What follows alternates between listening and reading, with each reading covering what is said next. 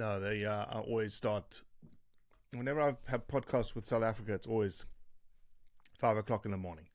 5 o'clock in the morning, 1 o'clock your time, 2 o'clock your time, works perfectly. I'm a 4:30 awake kind of guy, and 8:50 in the bed, 9:02 asleep kind of guy.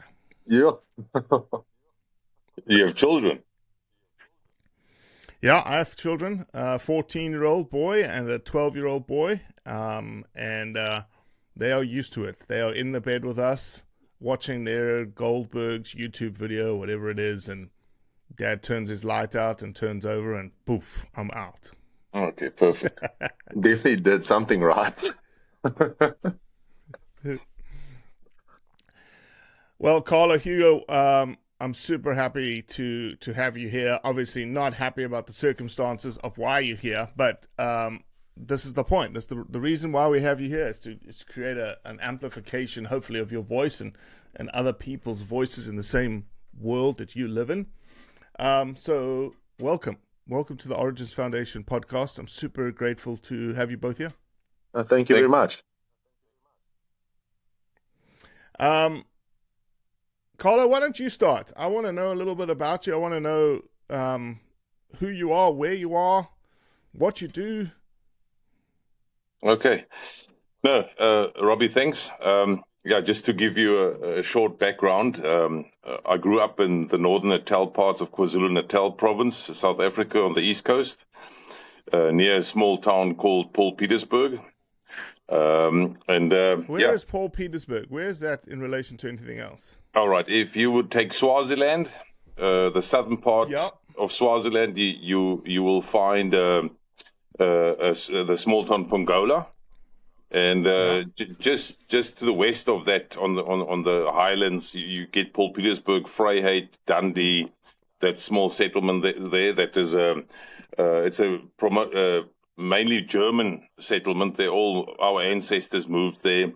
I'm the fifth generation in that spot there, and you find a lot of German congregations there, church congregations there, named after German cities where those missionaries came from. You know, Braunschweig, Wittenberg, Lüneburg, Augsburg, and so forth. So, yeah, I grew up there on a cattle maize timber farm.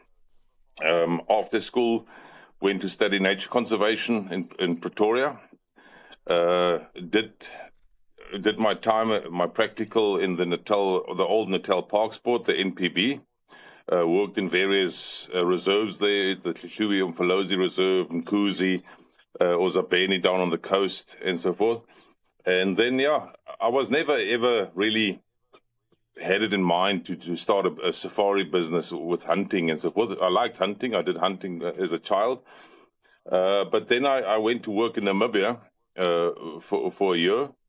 And on my way there, met my wife on the bus trip there. So that's where my shit started.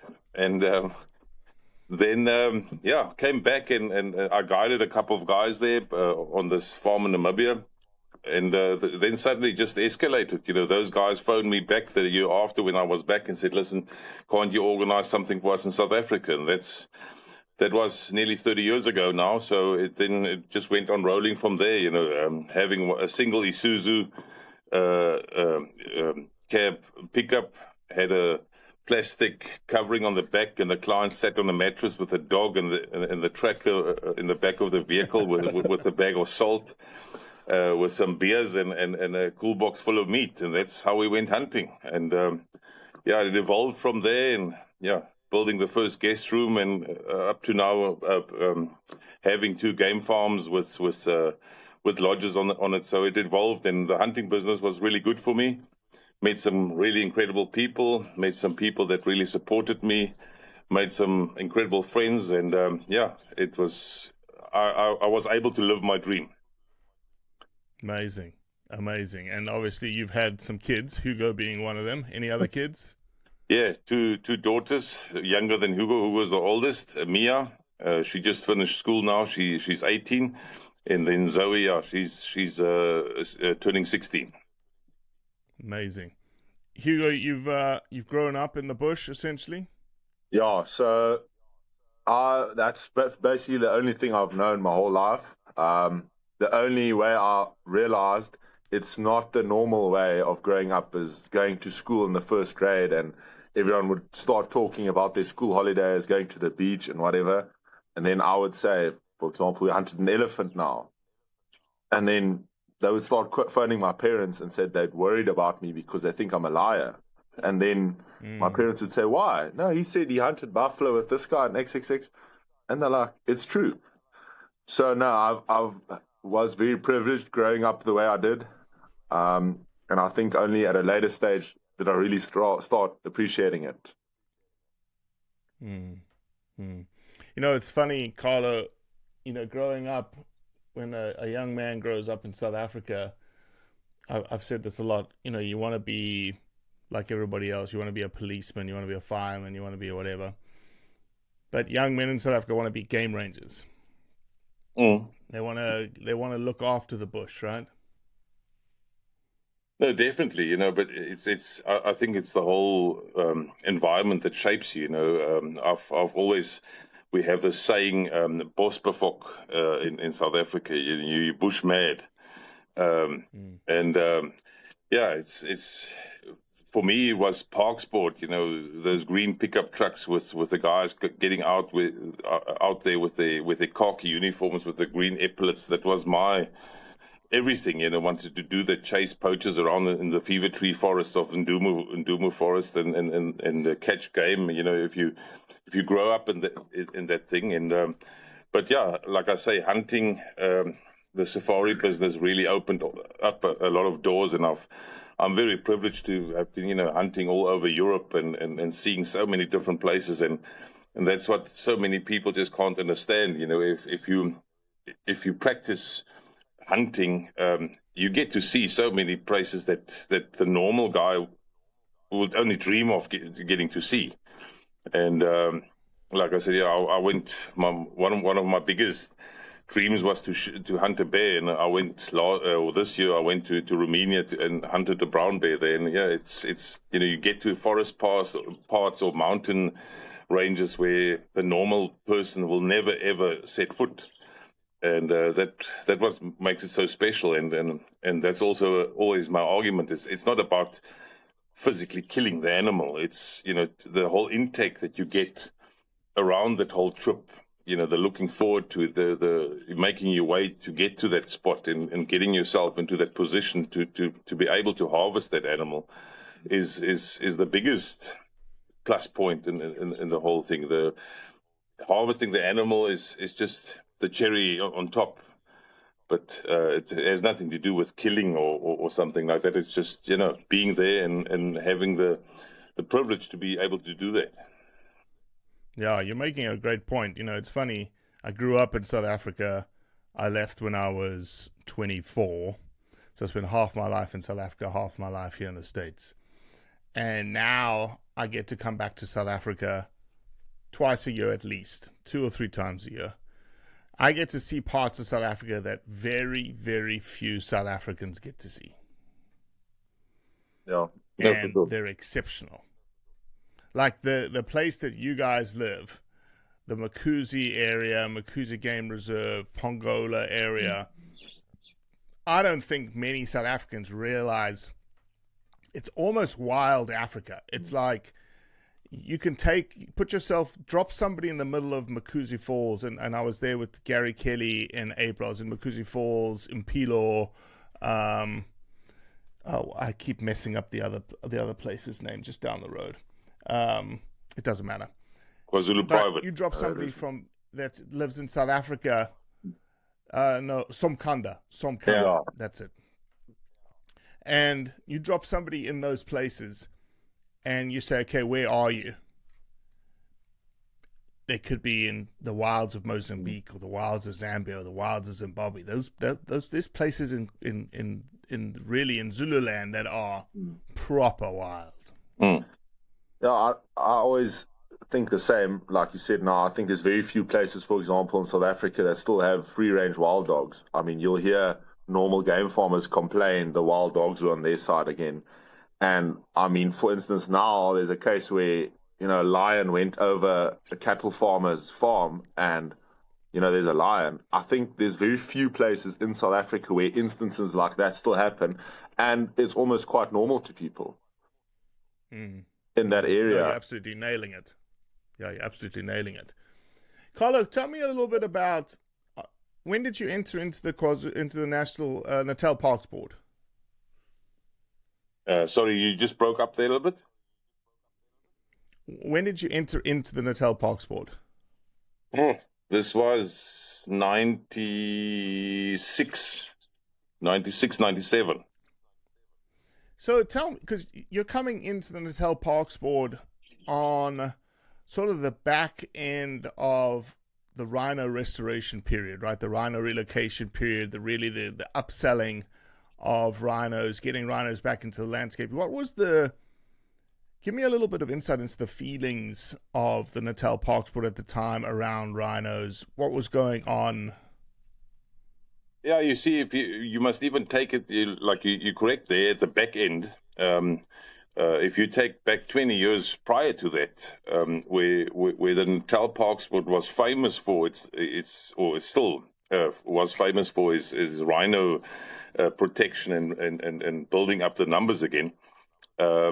Where rhinos were sent on and were given away to private farm owners. If you had the land for it and you had the right fencing for it, the Parks Board would give to you a population of rhinos, and that's what at the end of the day saved the rhino, because you had these pockets of different herds of rhino all over the place, and they were not concentrated. And if I remember. In the early 1990s, the Parks Board auction, the annual game auction that they had there, Blesbok was there might have been 10 Blesbok there, but there was like 150, 200 rhinos to be sold. And that's how Parks Board really was putting on the map, and they just, rhinos were sold all over South Africa. And the sad thing about it is if you go now, where that auction was a whole festival starting on the Friday, and they had all those boma systems with rhinos standing on bomas, black and white rhinos and everything. The auction these days is an online auction where they sell 40 Blesbok and 100 wildebeest. And maybe one rhino or two rhinos that are on auction. And it's scary to think about it, that the population has gone down so badly. And the second thing is no one wants those rhinos really, because you're buying yourself trouble. And that's the sad part of it. So Carlo, for somebody who's listening to this podcast is completely naive to why nobody wants rhinos. Can you just paint the picture? Because obviously you are a rhino owner. Yes, and paint a picture for why somebody doesn't want rhinos today. Yeah, if I can just backtrack a little bit, my biggest reason for having rhino on my property, or one of the main reasons I had, was I wanted to prove to the outside world I'm not just harvesting rhino. I wanted to give something back. So I made a loan. My wife nearly shot me for it, but anyway, I made a loan at the bank, and I bought my first two rhinos on auction, a bull and a cow. Now, Carlo, just so I know, when you bought those two original rhino, did you have the intent in the future to potentially hunt these rhinos? Yeah, for sure. I wanted to. That was part of my management plan. As soon as that bull got too old, or the female would get too old, I would harvest that female to subsidize the rest. And through hunting, that's how I built up my herd. The cow gave a calf. It was a heifer calf, so I sold the bull again, got him to hunt. I took that money, bought another two. And that's how I just carried on building up these numbers. So basically, hunters' dollars funded my project. And we in the whole of South Africa, the bulls are always excess. You can't keep on smaller properties more than one or two bulls. They will kill one another. So especially if you put females in between them. So that was my whole plan, my management plan. Through hunting, through subsidies, through people that are prepared to pay for a rhino trophy, I could use that money again, buy another two. That's how I just built up this whole thing. But it got to that point now, I would say, the last 10 years, where the whole system, the justice system, the policing system, is just overwhelmed with crime in South Africa. There have been special units, Rhino 9 unit and Rhino units that have been put in place, but there's just no funding. There's more human crime that's more important at the moment for the government to attend. The normal murders in the Cape Flats or violence against women and things like that. So it's not a priority anymore. Yes, they say rhino poaching is a priority, and there are really some good cops out there, and there are some people, judges that do their part in convicting people in the courts. But our local guy that deals with rhino poaching, he's got a stack like that of dockets that are not resolved.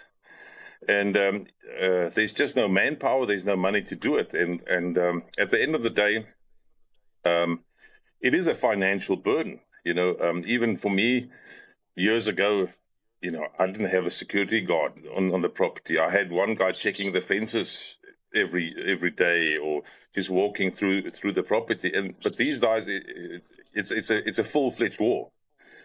It costs you a lot of money, because if you sleep one evening, they're coming, and they're hitting us from all sides. And even it was on a full moon phase was always the danger part, between 6 o'clock and 8 o'clock the evening. But these days, the poachers have the same technology that we have. They have thermos, they have high-powered rifles that are set in, they have drones. We even get it now that they fly with drones over your property to pinpoint the rhino where they are. So it's not being a case of checking the rhinos in the morning and counting them in the evenings. It's basically you're going to have a guard on the rhino's ass 24 hours a day. That's where we're getting to. Or we're going to have to remove them out of natural areas, like where you've been down there in Zululand. Put them on a flat, open area like in the Free State, where you can have a fence around them and you can monitor the fence the whole time. And that's where it's getting down to. And the second thing is why are people scared to have them? These poachers are getting, the demand is so high that they will end up attacking you on your property if they know you have some dehorned horn in your house. Or we had an instance now about 6 months ago where a farm not too far away from me, where she has a 3-hectare camp where she feeds her herd of rhinos, and they come in the evening, she closes the gate, and the guards sit there, and the rhinos sleep in front of the guards. And the poachers came in, held the guards at gunpoint, and shot the rhino right in front of the shed. It's crazy. Jeez. So they're really getting arrogant. Yeah, there's no, as you said, it's tough for a rhino landowner to actually look after their rhinos wherein there's no help, right? Yeah. Who's helping you, Carlo? No, it's all private funding that you have to pull out of your own pocket. It's your other industries, your timber and your cattle money that you push in there at the end of the day. But there's all these huge rhino NGOs out there. Save the Rhino International, Save the Rhino. Are they not giving you money? Don't get me started on that shit. It's. I want to hear it. Yeah, it is crazy. We you saw that video that I posted about the 2 females that got hit, and that guy that made that video, he really climbed in and did some investigation, and he comes across about 3. I think he said something like $3 million that he can pick up from some NGOs that have been donated to South Africa towards rhino conservation. And even like yesterday, I saw on Facebook, there was buy a fluffy toy to save the rhino and stuff like that. And but I can't see it. I don't know where this money is going. Honestly, I can't see. You cannot knock on any door. I don't know. There's no address on these NGOs, where you can say, phone me if you need help or something. I can't see it. I don't know who's pocketing the money, but we all know the history of NGOs. There might be some NGOs that are doing their job, but the most of the funding and the donations that they get go towards administrative fees, keeping this company alive. So I don't know, but we need feet on the ground. That's bottom line. So right now, give us a little sense of an understanding of what your security is for your rhinos. Obviously, you've had rhinos, so you've already alluded to the fact there's videos that we've created. We actually took this big video that Carlo's discussing and knocked it down to a couple of short form reels that you'd be able to see.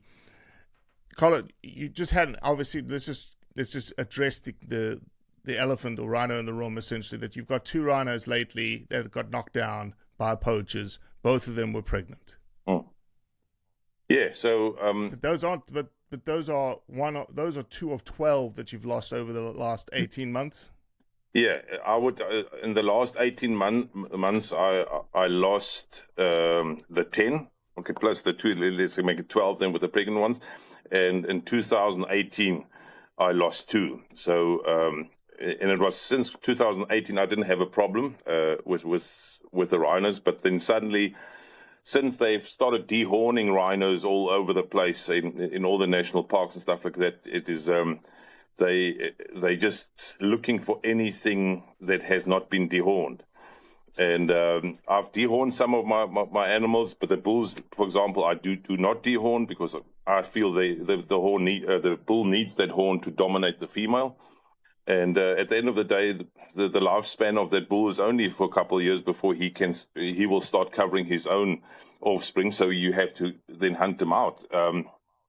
So you will devaluate that rhino if you dehorn it. But they're even going for the smallest, those last cows that they shot. They were previously dehorned, and they didn't have massive horns on them. It's so it's really.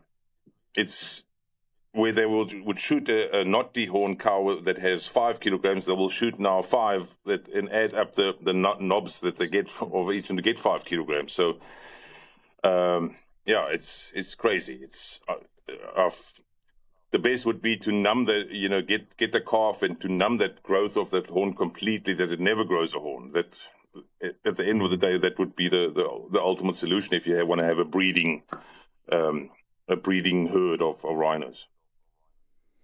Hugo, you're a young guy coming into this world, and it seems very bleak for rhinos. Why are you even bothering? The thing is, Robbie, I mean, I grew up with them. I've known, the rhino my whole life. And I just think the big thing is even friends of mine in school that their parents had rhinos and now they're all gone, and I just think as long as we can try not to get rid of them, because I don't want to be able to tell my kids here were rhino on this property. I would love them to also see the rhino. But it comes with lots of risk. Yeah, no, definitely. Lots of liabilities.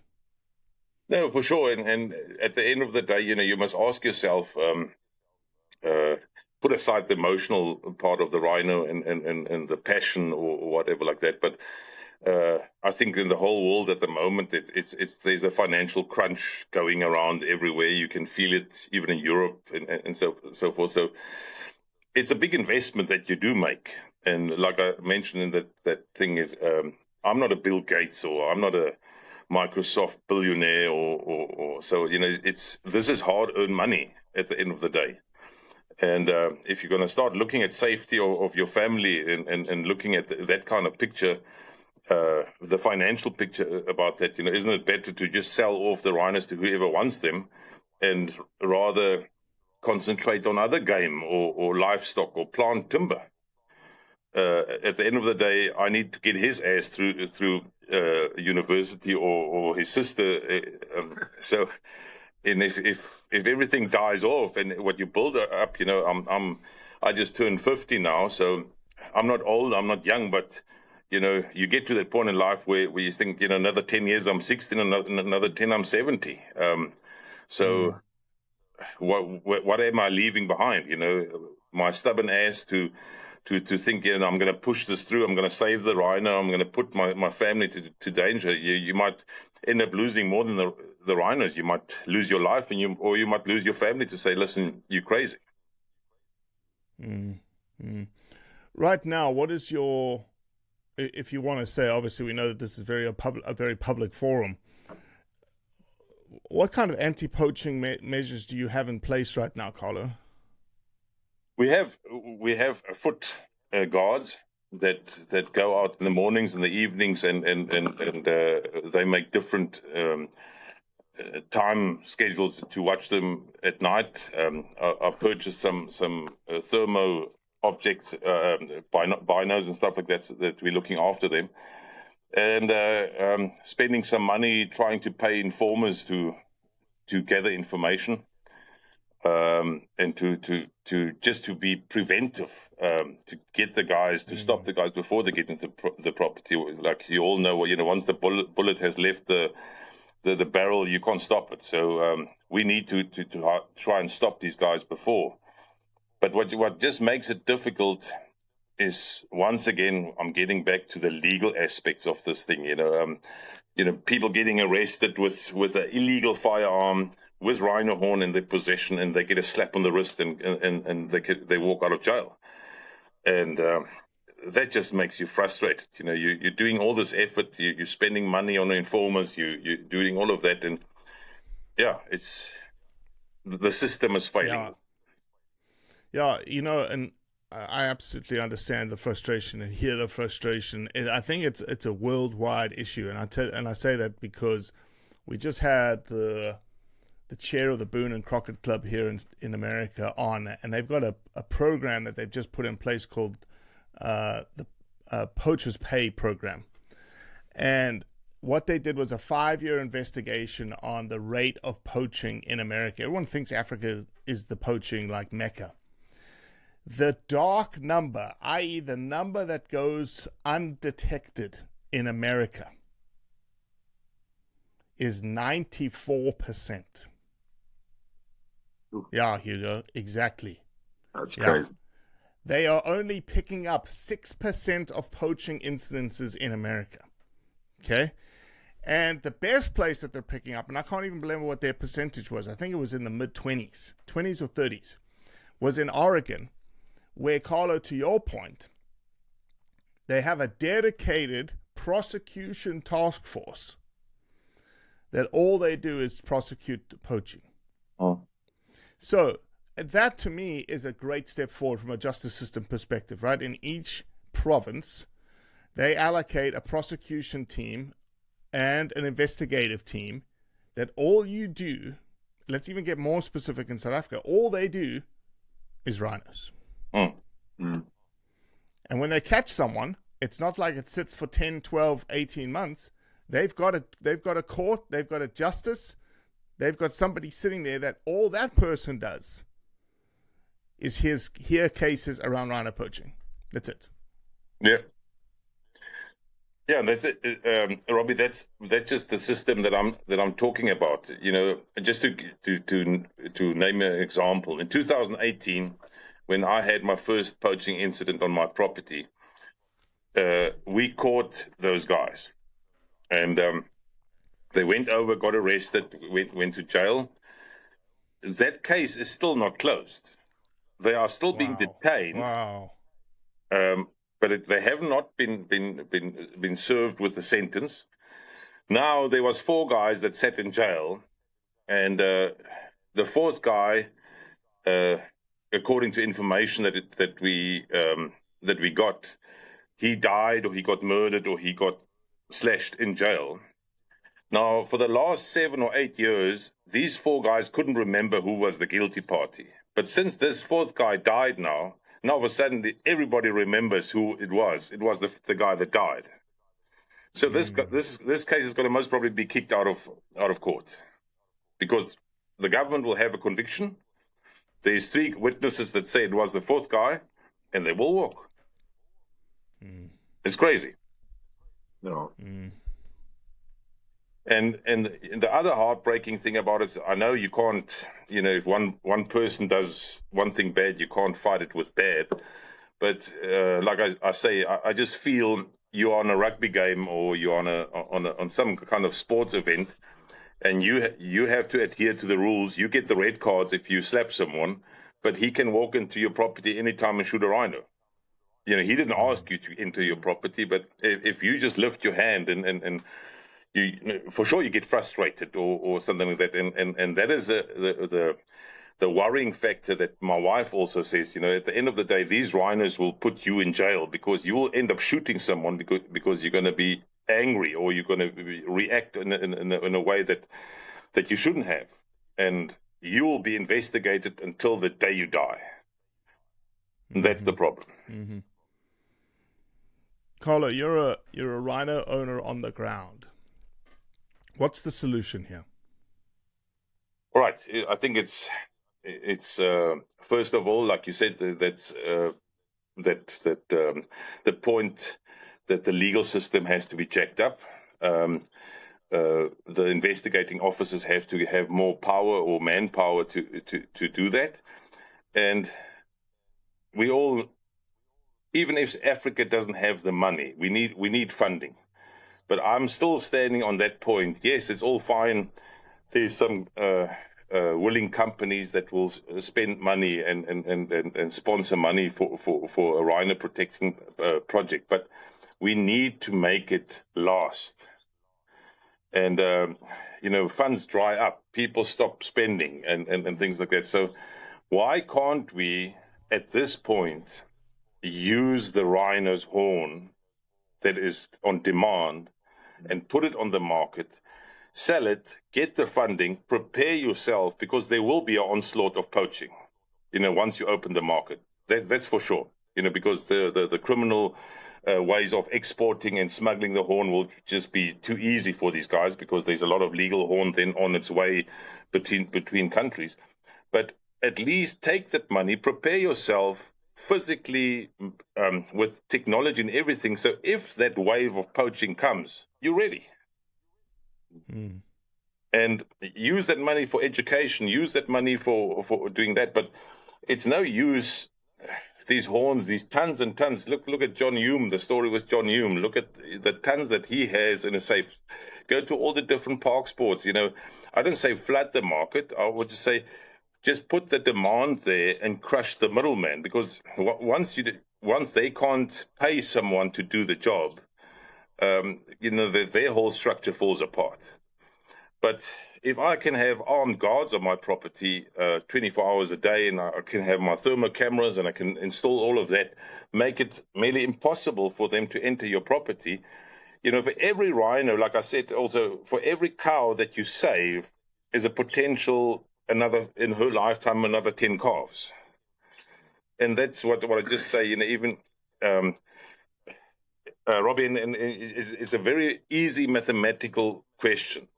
The park sport did it those days. They expanded the habitat, or they expanded the population of rhino by giving farmers rhinos. And it is very easy to say, if you make that just a plain calculation, if I would give you 10% interest on your investment, and we would drop down the rhino value to a kilo. At the moment, it stands at $70,000-$80,000 a kilo. Drop it down to $20,000 a kilo. And if I would say I'll give you 10% on your investment, that means that cow must be $200,000 worth, because she produces about a kilo a year. She grows it back. So if you make only that calculation, that rhino gets more valuable alive than dead. More people. Isn't that the key? Is the key right now? A rhino is worth more dead than alive. Correct. 100%. So more people, if you think about it, at this moment, we need to boom the numbers again, like parks put it in those days. So if you give people the incentive to farm the rhino, and really build up the stocks. If you can get investment like that, I will chop down 3 hectares of timber and plant grass there and keep a rhino, because it will be more valuable than 3 hectares of a monoculture eucalyptus trees. I would restore nature again to keep rhinos, because it's a lucrative business. Yes, I know people say wildlife shouldn't be a commodity, it shouldn't be traded.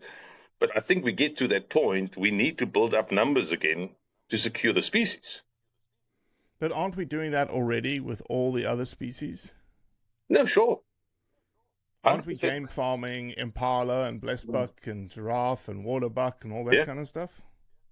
Yeah, I always tell clients, it's always funny for them. They'll say, shooting a rhino is nasty or it's not right or something, while there's an impala on the back. And I always say, let's look at the bontebok, the black wildebeest, everything that gets conserved. But at what stage does it then lose its, niche to it? When is it not nice anymore because something else is more threatened? Yeah. And just to get back to that whole, if I take my father grew up on a cattle farm, sheep, maize and timber. And when I told my father I want to start a hunting business, my father just turned 91 now. He's one of the stubborn, old, hardcore guys. And he asked me, he said, just tell me, who's going to be so stupid to travel 10,000 kilometers from Germany to come here to shoot a bloody blessbuck? That was his question to me. He said, who does something like that? Who wastes that money to come shoot a blessbuck? I said, Dad, there are people like that. And it took me a good 25 years until then. You as a man also, how proud you are if your dad pats you on your back and he says, you made it. 100%. You did it. And he told me a couple of years ago, I never thought this shit would work. And I proved it to him, and there are a lot of people in that sense. I understand people that have.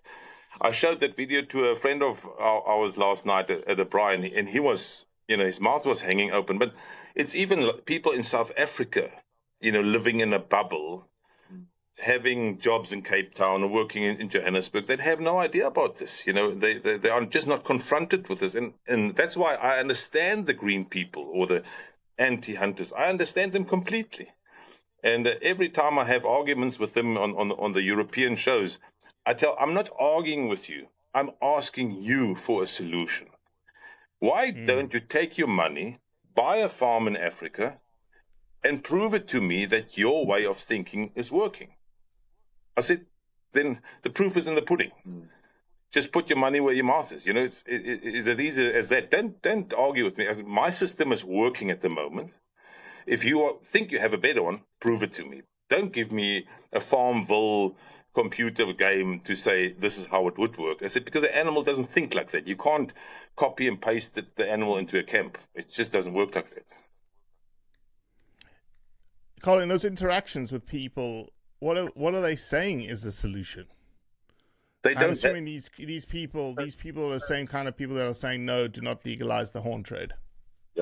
Yeah, it's you have, I don't know, I've never been to the shows in the States, but in Europe, especially in the central part of Germany, Dortmund and those places, you find a lot of people demonstrating, and then they come into the hall, and the animal activists and things like that, and they, first of all, hunting is totally off limits for them. It just, we as people in the modern age don't need that anymore.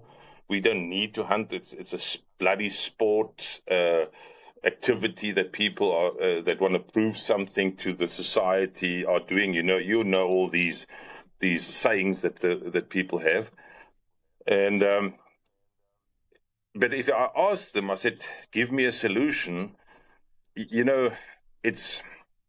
It's like asking a child to hand you a crayon. I don't know. It's you just don't get the right response, and they just have no idea, and I have a lot of video clips on social media as well, where the guys were filmed. I've invited these anti-hunters and the anti-cruelty people from Germany, and they've come to my property. I think we've had 4 or 5 crews already coming there. I said, I'm going to do this. I'm going to sponsor your accommodation, your food, and everything.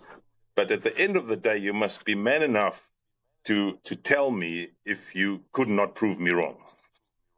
And there's not one show where they could say I was wrong. And most of them ended up saying, yes, I'm not approving what you do, but I can't argue against it. Well, that's what we want at the end of the day, right? We want someone to say, I don't like hunting, but I get it. Yeah. I don't like hunting, but I understand it. I don't like hunting, but I see the benefit of it. I don't like hunting, but I see people benefiting from it. Yeah. But they are not willing to put their necks out to say, all right, I want to prove to you there is other way. They're all these, like we call them keyboard warriors or emoji throwers or whatever like that. It's just amazing that every year where you go to the shows, there's a new group of anti-cruelty people. They keep on breeding. I don't know where they're coming from. I'm really trying. You think you're sorting out an area or a city or something like that, and next year there's a new group there. I don't know.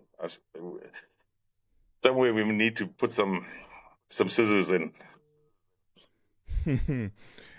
Carlo, in terms of the future, what is rhino conservation like right now on the market? Like, are people? I think you mentioned earlier in that video, like there's half the rhino owners today that there was 10 years ago, 15 years ago, even less.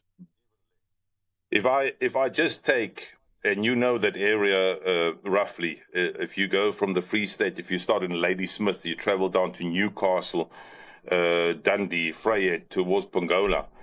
If I just look at that whole system there, every second farm had a bunch of rhinos there a couple of years ago. There were 3, there were 5, there were 8. And 80% of that population is gone. People sold them off. They just don't want them anymore. They were hammered by poaching. So the pressure is getting more severe as time goes on. For every farm owner that gets rid of his rhino, the pressure moves to the next farm. And from that whole road there, that whole 300 kilometers from Ladysmith right through to Pongola, we are, I think, it's 4 farms left that have rhinos. That's it. And how many do you think were there 15 years ago? They said you had a population of 200, just over 200 rhinos, 250 rhinos.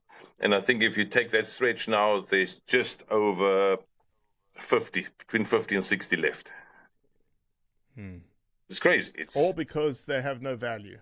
Yeah, and all because the risk is too high. People just don't want to spend that money. It's just not viable anymore. Yeah, it's just not viable anymore. I mean, there was that farm outside of Pongola. They had, 68 rhinos. And the pressure just got too bad. And he sold off all of his rhino. That's 70 rhino out of our system in our area. That's very sad. Yeah, that's just Pongola area. Yeah. That's not even counting, the higher lying areas.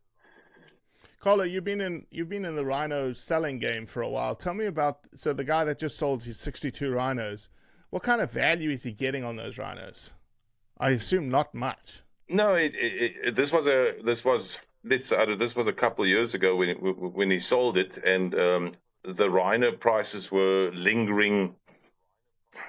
For a whole bunch of rhinos was about $25,000 a head.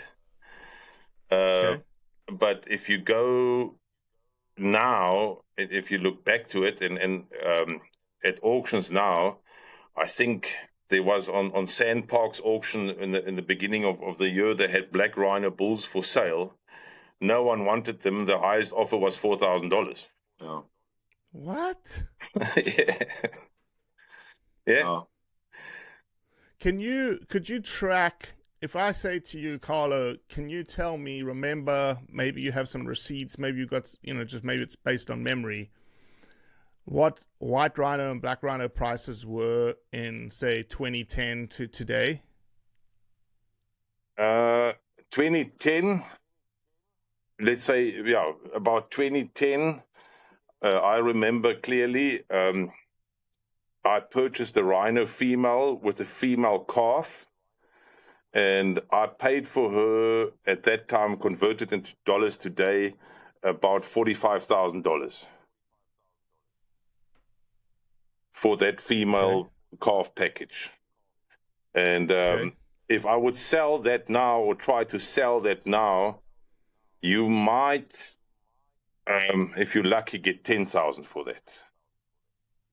Shit. 4-time drop in value. Yeah. So if you just, my calculation is like this: if you take per 1,000 hectares, you would need about staff or just guys, boots on the ground. You would need about 6 guards, and that alone would cost you about 150,000 rand. Let's say $7,000 a month.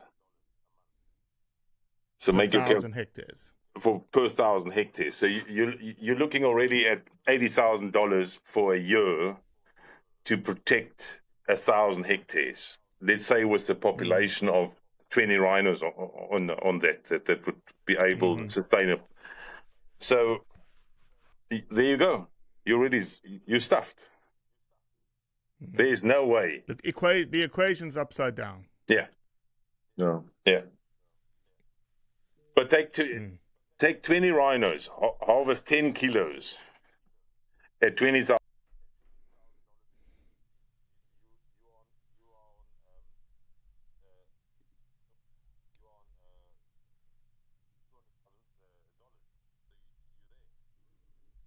Yeah. I'm here.